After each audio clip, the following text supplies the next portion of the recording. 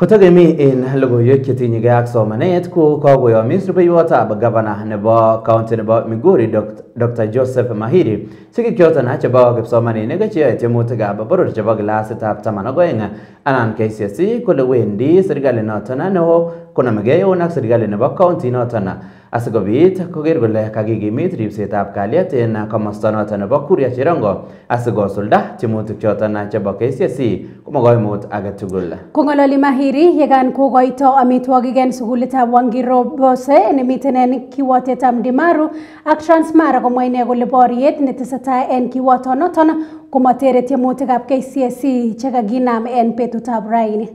Funguka hasa kwa shule ambazo ziko kwa border between Migori County and Transmara na ambazo nimeweza kuwaletea chakula kwa wanafunzi ambao wanafanya mitihani zao wakati huu wa kuanzia Jumatatu.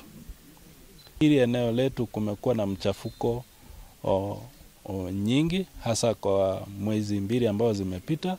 Kumekuwa na vita kati ya hizi koo zetu mbili na pia na kwa mpaka kati ya Wakuria wa hili eneo na wa Kipsigis wa Transmara. Ambao ziko kwa mipaka ni shule ambazo ni 7 ambao zimekuwa affected hasa ni huku kati ya hii uhasama na wizi wa ng'ombe. Nimetarget shule 7 ambayo nawapelekea chakula ambayo najua itatosha ya kuwapeleka wakati huo wanapofanya mitihani zao ya kidato cha 4. Nimeweza kutembea na security team kuhakikishia wanafunzi wetu kwamba kutakuwa na security ya kutosha na chakula ya kutosha hasa wakati ambao wanafanya mitihani.